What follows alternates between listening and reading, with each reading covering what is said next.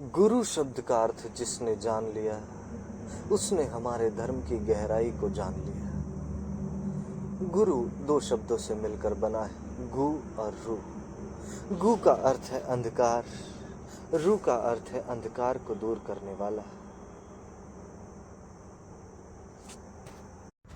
गुरु वो है जिसके अंतस का दिया जल गया है, जिसके भीतर प्रकाश हो गया है और रोशनी जिससे झर रही। गुरु के पास तुम बैठोगे तो गुरु तुम्हें वो नहीं दिला सकता जो गुरु ने पाया है। गुरु तुम्हें वो शब्दों में नहीं बता सकता जो उसने जाना है, किंतु गुरु के पास बैठने से कुछ ऐसा पा लिया जाता है जो तुमने कभी मांगा भी न था। कुछ ऐसा जान लिया जाता है जो शब्दों से बताया नहीं जा सकता था। जैसे तुम आंखें बंद करके बाहर निकलो और सूर्य की प्रकाश में रोशनी से नहा जाओ, तुम्हें पता न चलेगा रोशनी आंखों के भीतर गई कि नहीं, किंतु तुम्हारा रुआ रुआ उस रोशनी से नहा जाएगा। तुमने देखा ना, सुबह तुम लेटे हो, खिड़की बंद है, पर्दे लगे हुए हैं, फिर भी सुबह होते ही सूर्य का प्रकाश पर्दों से भीतर पड़ता है तुम्हारी आंखों पर, और कोई भीतर से कहता है कि उठो। ऐसे ही तुम्हारे भीतर जो अंधकार है वो भी प्रकाश के आने से धीरे धीरे समाप्त हो जाता है। और अंधकार तुम्हारा स्वभाव भी नहीं, तुम्हारा भीतरी स्वभाव तो प्रकाशमय ही है।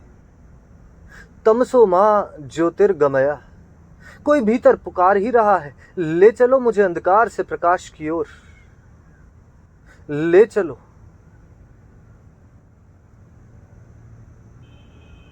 अंधकार तमस है, प्रकाश ज्योति, ज्ञान, बोध। असतो मां सद्गमया, अंधकार असत्य भी है। अंधकार से बड़ा असत्य इस संसार में और कोई नहीं। अंधकार दिखने में तो लगता है कि कुछ है, किंतु अंधकार असल में कुछ भी नहीं। अंधकार का अस्तित्व तो कुछ नहीं होता है। अंधकार मात्र प्रकाश का अभाव है। ध्यान दो इस बात पर। अंधकार को लाने के लिए अंधकार से कुछ करना नहीं होता है। अंधकार को दूर करने के लिए अंधकार के साथ कुछ करना ही नहीं होता है कि अंधकार को तलवार से काट दो कि बुझा दो, नहीं। अंधकार के साथ यदि कुछ करना है तो प्रकाश के साथ कुछ करना होगा।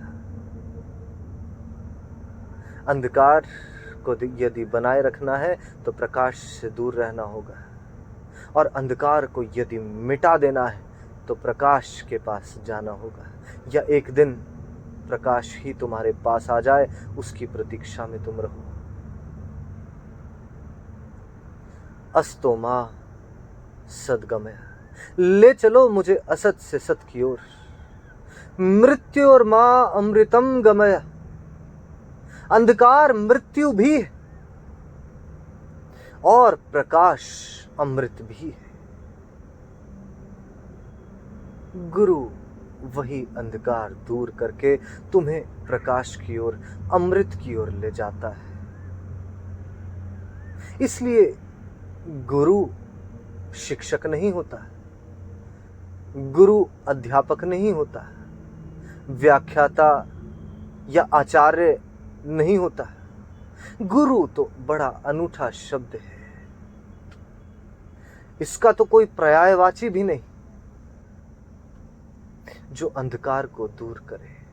और ऐसा ही मनुष्य गुरु को पा सकता है जिसने जान लिया कि जीवन असत से भरा है, सपनों से भरा है, जिसे सत्य को पाने की अदम्य अभिलाषा जिसमें जग गई हो, जिसने जान लिया कि जीवन मृत्यु और दुख से घिरा है, और जो अमृत पाने की तलाश में निकल गया, जिसने अपने आप को, जिसने परमात्मा को जानने की इच्छा भीतर से व्यक्त कर दी हो, ऐसा ही मनुष्य गुरु को पाता है और वही मनुष्य शिष्य कहलाता है। फिर याद दिला दूं, शिष्य और विद्यार्थी में अंतर है। विद्यार्थी हो तो शिक्षक मिलेगा, इससे अधिक की फिर तुम्हारी पात्रता नहीं। शिष्य हो तो ही गुरु मिल पाएगा। एक शिष्य जानता है कि जहां वो मार्ग पर जाना चाहता है, जिस सत्य की खोज में, जिस अमृत की खोज में, जिस ज्ञान की खोज में, जिस परमात्मा की खोज में वो जाना चाहता है, वो मार्ग परिचित नहीं, और नेत्र बंद करके बस गुरु के बताए पर मार्ग पर जो चलने को तैयार हो जाए, वही शिष्य कहलाने योग्य होता है।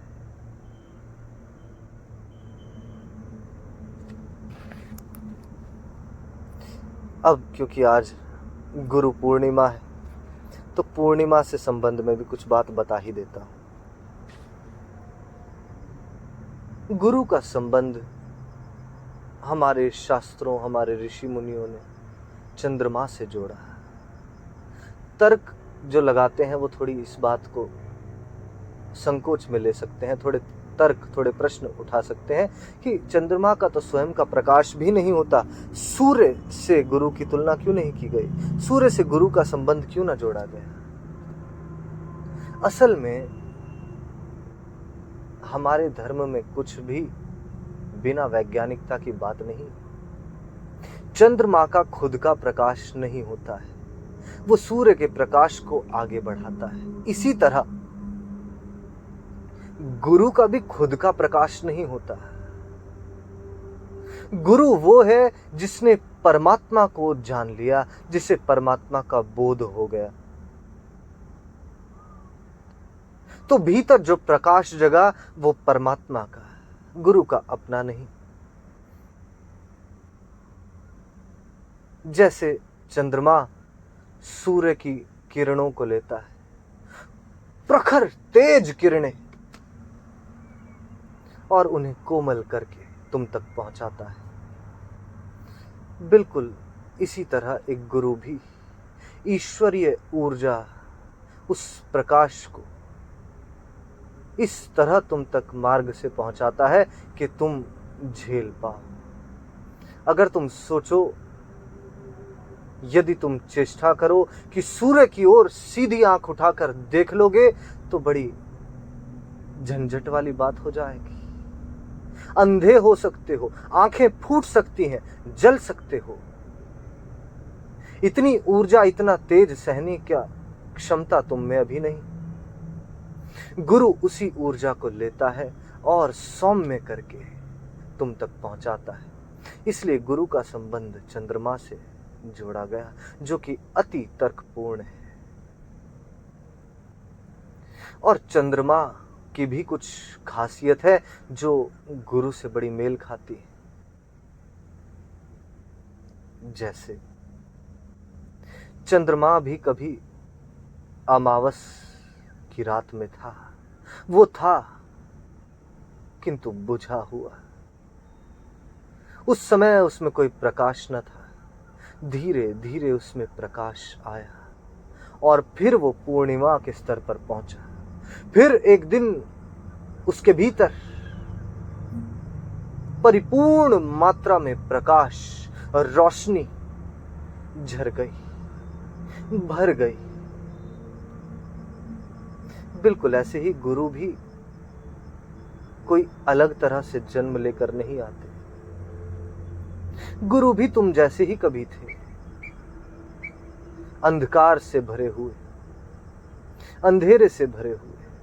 अमावस की रात गुरु ने भी देखी, किंतु धीरे धीरे गुरु ने अपने भीतर के प्रकाश को जगाया और आज वो पूर्णिमा के स्तर पर, पूर्ण प्रकाश के स्तर पर बैठकर तुम्हें कुछ बता सकता है।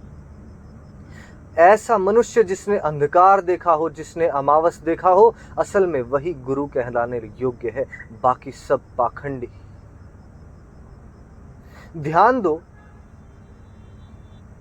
जिसने आज तक दुख न देखा, वो किसी और के दुख को मिटाने की बात कैसे कर सकता है।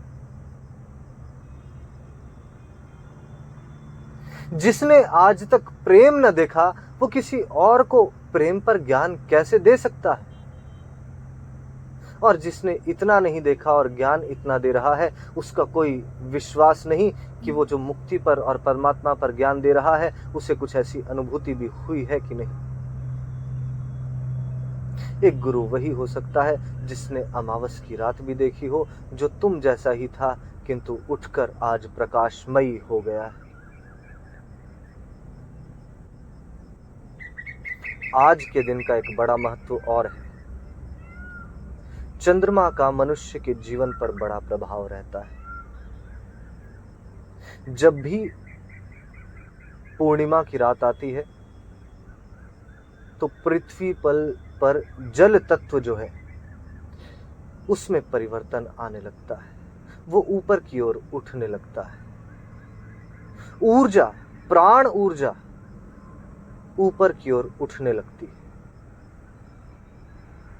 आपने देखा हो, पूर्णिमा आते आते समुद्री तटों पर जलों का बहाव तीव्र हो जाता है, हाई टाइड्स हो जाती हैं, गहराव बढ़ जाता है, पानी गहरा हो जाता है, पानी का स्तर ऊपर उठ जाता है। अमावस आते आते वही पानी का स्तर बहुत नीचा हो जाता है, वही लहरें शांत हो जाती हैं, धीमी पड़ जाती हैं। इसी तरह मनुष्य के भीतर ही भी बड़ी सारी घटनाएं घटित होती हैं चंद्रमा के साथ। ये जानकर आश्चर्यचकित हो सकते हो, बड़ी रोचक बात है कि पूर्णिमा की रात सबसे अधिक मनुष्य ज्ञान को, समाधि को, बोध को प्राप्त होते हैं पूर्णिमा की रात को। और पूर्णिमा की रात को ही सबसे अधिक मनुष्य पागल भी होते हैं। यह भी बात ध्यान में रखें। बड़े परिवर्तन, बड़ी घटनाएं घटती हैं आपके भीतर। जिसके पास जैसी दिशा, वो वैसा ही होने लगता है। अंधकार के पास रहोगे, अंधकार से संबंध जोड़ोगे, अंधकार हो जाओगे। प्रकाश से संबंध जोड़ोगे, प्रकाश हो जाओगे।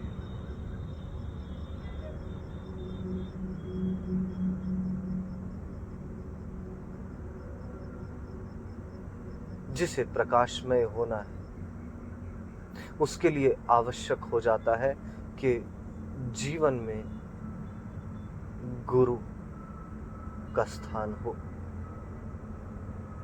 जीवन में एक ऐसा स्थान हो जो तुम्हें जीवन जीने की कला सिखा सके, जो तुम्हें विषम परिस्थितियों में होश दे सके, जो तुम्हें प्रकाशमय कर सके, जो तुम्हें इस संसार का, इस जीवन का सत्य बोध करा सके। आज के लिए इतना है।